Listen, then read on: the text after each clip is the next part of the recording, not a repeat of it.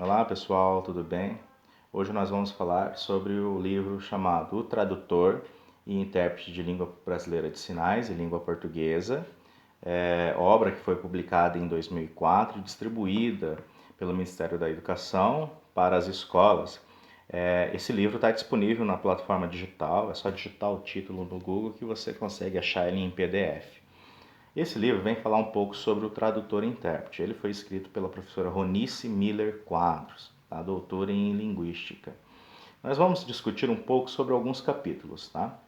4 capítulos. Um que fala sobre a língua de sinais, outro sobre o intérprete de Libras, outro capítulo que fala sobre o intérprete educacional, tá?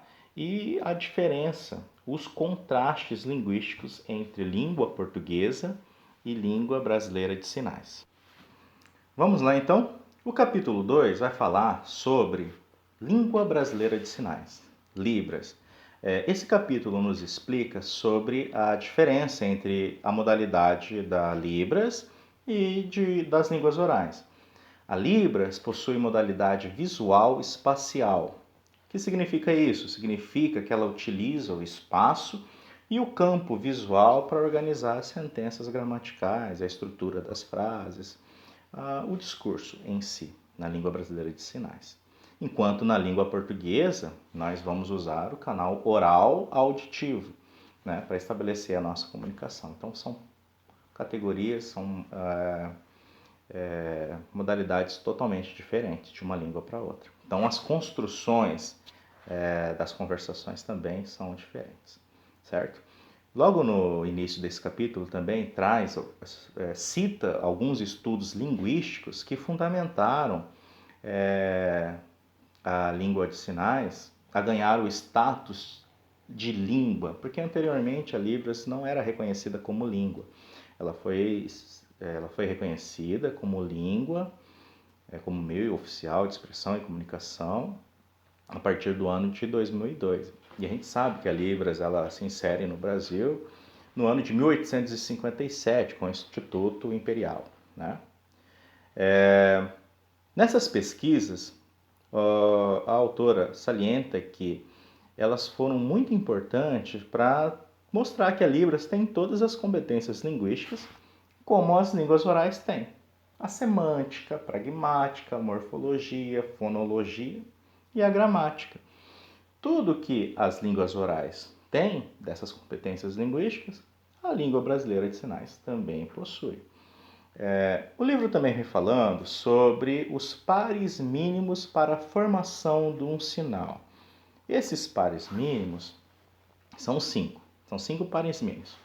Configuração de mão, ponto de articulação, movimento, direção ou orientação e as expressões não manuais.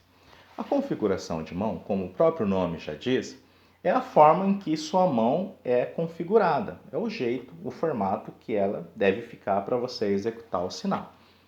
O ponto de articulação é aonde esse sinal é alocado. Se ele é utilizado no espaço neutro, que é esse espaço de sinalização, ou se é alocado em alguma parte do nosso corpo. O movimento diz respeito se aquela configuração de mão tem algum movimento específico para a execução do sinal. Direção e orientação está relacionado com a direção que o sinal vai ter. Se ela vai da direita para a esquerda, da esquerda para a direita, de cima para baixo, de baixo para cima, na diagonal, se tem algum movimento a configuração de mão.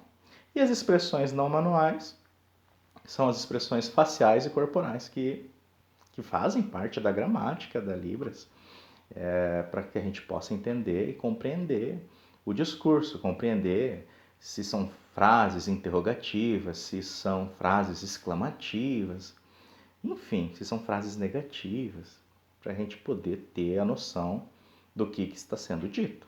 É importante esse parâmetro dentro, claro, todos os parâmetros são importantes, mas a expressão facial e corporal, ela está muito inserida com o processo de compreensão do discurso.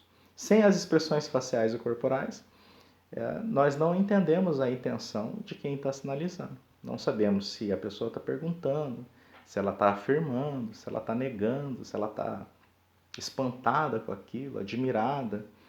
Enfim, vamos lá. Vou usar como exemplo o sinal difícil, né? Esse sinal ele precisa ter expressão, então muito difícil, né? Vamos lá. Configuração de mão. Essa configuração, percebam, certo? É a forma como a mão precisa estar. Ponto de articulação. Ela vem aqui, ela se insere nesse ponto no corpo, certo? Movimento. O dedo indicador ele fica flexionado quando o sinal está sendo executado, e esse é o movimento. Direção, orientação. Para onde vai? Qual é a direção que essa configuração faz? Nesse caso é da direita para a esquerda, certo? As expressões nominais são as expressões faciais.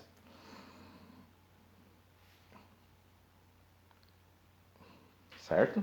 E aí vai depender da intensidade de quão difícil está sendo sua atividade. Certo? Um ponto importante que a autora do texto salienta para a gente é que mudou um desses parâmetros, o significado do sinal ele pode mudar. E às vezes não tem nada a ver o que você está querendo dizer, certo? Então a gente precisa tomar muito cuidado quando vai executar um sinal. Você quer dizer algo, se você mudou um desses parâmetros, você acaba dizendo outra coisa totalmente diferente. Por exemplo, o sinal azar é assim, configuração em Y, aqui no nariz, e o sinal desculpa é aqui. Se você quer falar azar e faz aqui, no outro ponto de articulação, você está mudando o sentido da palavra, o sentido da frase, o contexto, você altera tudinho. E aí quem está olhando pode ser que não entenda o que você está querendo dizer. Se você está falando que a pessoa está tendo azar ou se ela está se desculpando. Então é muito importante a gente ter noção desses parâmetros mínimos. Uma pequena troca desses parâmetros, nós temos significados totalmente diferentes do sinal. A autora também do livro fala para a gente a importância do espaço de sinalização na organização da morfologia e da sintaxe, das estruturas gramaticais e a relação lógica do discurso. Ela nos dá o exemplo da palavra dizer, do verbo dizer. Então, o verbo no infinitivo, y, mesma configuração de azar e desculpa, y, dizer, está no infinitivo. Eu digo, eu mostro para alguém, eu digo a ele, ou ele diz a mim, certo? Ou ele diz a mim. Então muda a orientação, a direção, também muda o discurso, a forma como você está querendo dizer e conjugar esse verbo. Percebam que a conjugação do verbo está dentro do movimento que você está executando, certo?